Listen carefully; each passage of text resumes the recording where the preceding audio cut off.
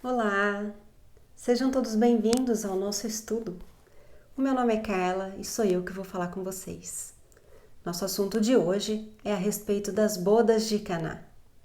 Mas antes, como a gente já está acostumado, vamos pedir a inspiração do nosso Mestre Jesus, a permissão de Deus para a gente realizar os trabalhos de aprofundamento da doutrina e da Boa Nova. Que Jesus nos ampare, nos esclareça e nos proteja sempre. E para o nosso planeta, que está passando por um momento tão difícil, vamos reunir as nossas boas intenções, vamos reunir os nossos bons pensamentos para que essa energia edificante fortaleça cada um de nós naquilo que nós mais precisarmos. Que assim seja. Nós temos o texto evangélico lá na Bíblia, no livro de João, capítulo 2, e eu vou ler o trecho para vocês. E ao terceiro dia, fizeram-se umas bodas em Caná da Galileia, e estava ali a mãe de Jesus. E foram também convidados Jesus e seus discípulos para as bodas. E faltando vinho, a mãe de Jesus lhe disse: Não tem vinho. Disse-lhe Jesus: Mulher, que tenho eu contigo? Ainda não é chegada a minha hora. Sua mãe disse aos empregados: Fazei tudo quanto eles vos disser. E estavam ali postas 6 talhas de pedra para a purificação dos judeus, e em cada uma cabiam 2 ou 3 metretas, que eram medidas. Disse-lhe Jesus: Enchei de água essas talhas, e encheram-nas até em cima. E disse-lhes: Tirai agora e levai ao mestre-sala. E levaram. E logo que o mestre-sala provou a água feita vinho, não sabendo de onde viera, se bem que o sabiam os empregados que tinham tirado a água, chamou o mestre-sala ao esposo e disse-lhe: Todo homem põe primeiro o vinho bom, e quando já tem bebido bem, então o inferior. Mas tu guardaste até agora o bom vinho. Jesus principiou assim os seus sinais em Caná da Galileia e manifestou a sua glória, e os seus discípulos creram nele. Essa passagem ela é muito legal e mostra a primeira manifestação do que a gente costuma de chamar de milagre de Jesus. E no livro Boa Nova, de Humberto de Campos, no capítulo 12, ele retrata um pedacinho dessa passagem, porque como nessa festa estavam presentes Jesus, Maria e os discípulos, Pedro estava lá. E Pedro, sempre muito questionador, muito humano, com sede de conhecimento, de saber um pouco mais sobre aquilo que o nosso mestre tinha para nos trazer, ele perguntou para Jesus: Mas Jesus, aqui é uma festa, você transformou a água em vinho. Será que fazendo essas coisas o Senhor não estaria estimulando a embriaguez e a gula? E Jesus respondeu para ele: Você sabe, você conhece a satisfação de agradar um amigo?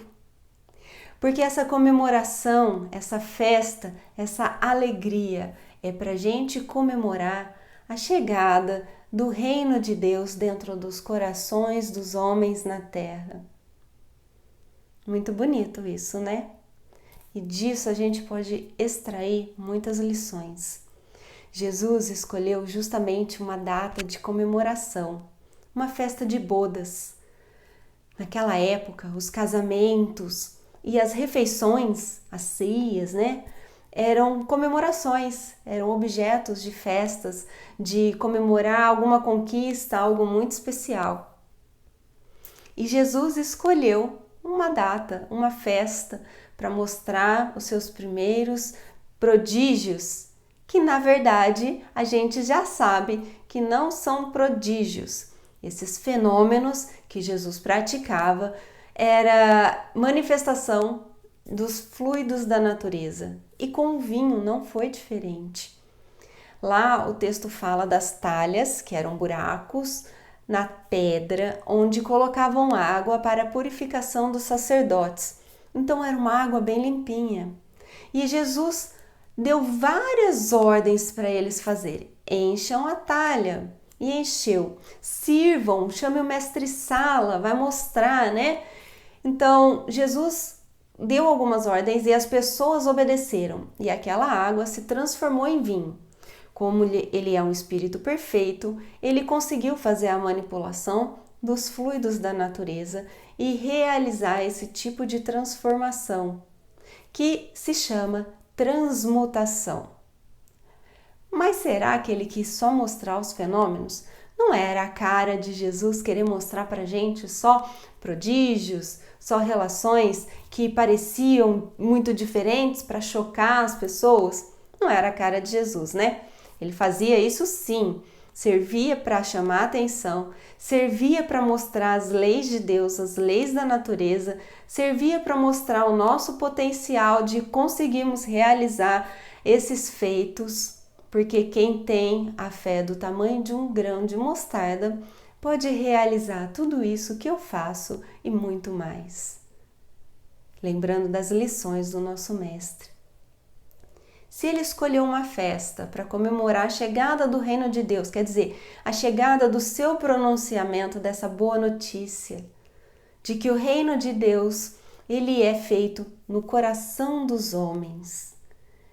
Todos nós temos o reino de Deus dentro de nós e nós precisamos descobri-lo através do nosso autoconhecimento e das nossas transformações. Porque nós também temos nos considerado uma talha vazia muitas vezes, né? A gente se sente vazio, a gente se sente com falta, com sede.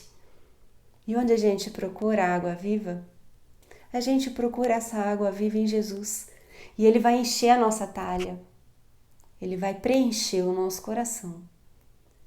E quando a gente acolhe as ordens de Jesus, a gente se transforma no melhor vinho. E o texto fala, as pessoas costumam servir o vinho bom no começo, e quando todo mundo já está lá bem equilibrado, né? Serve o vinho mau, o vinho ruim, o vinho de má qualidade. E Jesus, ali, transformando aquele vinho, quem analisou o vinho falou assim, e aqui foi servido o vinho bom do começo ao fim. E com Jesus, como que é? É bom do começo ao fim. Quando a gente está com Jesus, a gente entende o seu chamado. A gente faz tudo aquilo que Ele pediu para a gente fazer, que não é tão difícil assim, né? Que é amor, perdão e caridade.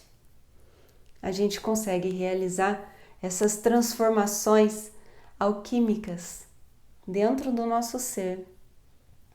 A gente se transforma de uma água para o vinho. A gente consegue transformar as nossas mazelas em virtudes. A gente consegue receber essa energia de Deus para esse processo na nossa vida, que a gente sabe que não é de um dia para o outro, não é tão rápido quanto ele transformou a água em vinho, mas é um processo eficiente, é um processo eficaz, é um processo em espiral ascendente, que a gente só tem progresso, a gente não retroage. E quando a gente aceita, a gente recebe isso, a gente sente esse sabor do vinho bom, a gratificação de sermos bons, de praticarmos o bem, de ajudarmos o próximo. Mas e aquela relação, aquela conversa que Jesus teve com a mãe dele? Quando ela comunicou que não tinha vinho e pediu para ele fazer, e ele disse, mulher, o que eu tenho contigo? O texto dá até uma impressão de que ele distratou um pouco a mãe, mas é inconcebível pensar isso de Jesus, um espírito tão elevado e o amor tão profundo que ele exercia pela sua família e também pela humanidade toda. Ele não ia ser grosso ou mal educado com a sua mãe.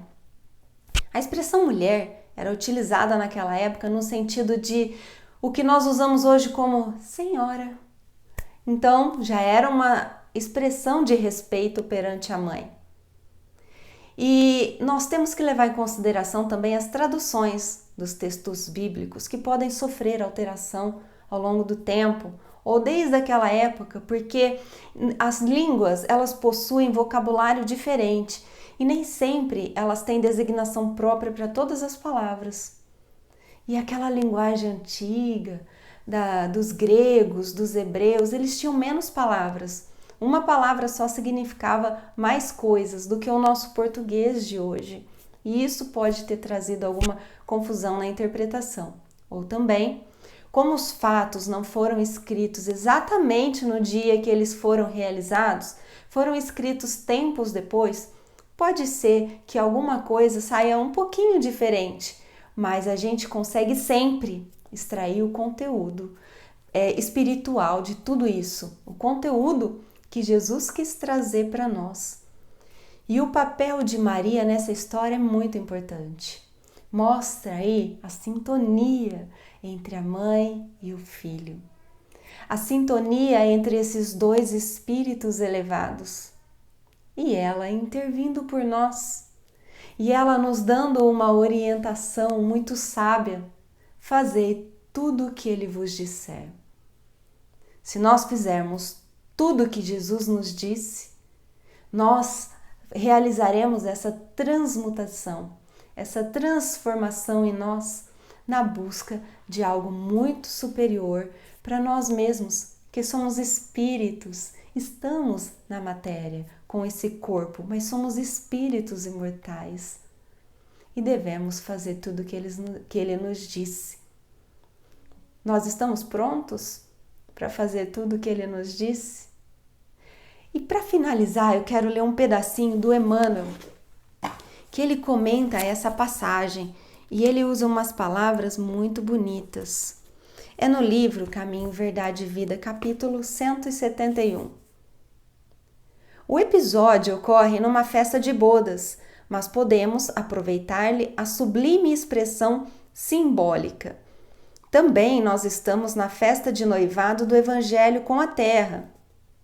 Apesar de quase 20 séculos decorridos, o júbilo ainda é de noivado, porquanto não se verificou até agora a perfeita união. Então a gente ainda está no noivado para realizar essa comunhão com Deus, essa integração mais profunda com Deus. Nesse grande concerto da ideia renovadora, somos serventes humildes. Em muitas ocasiões, esgota-se o vinho da esperança. Sentimos-nos extenuados, desiludidos. Imploramos ternura maternal e eis que Maria nos responde: fazei tudo quanto ele vos disser. O conselho é sábio e profundo e foi colocado no princípio dos trabalhos de elevação. Escutando semelhante advertência da mãe, meditemos se realmente estaremos fazendo tudo quanto o Mestre nos disse. O início das pregações, o primeiro fenômeno, a primeira orientação da Mãe do Cristo. Vamos seguir com ela? Muito obrigada e até a próxima.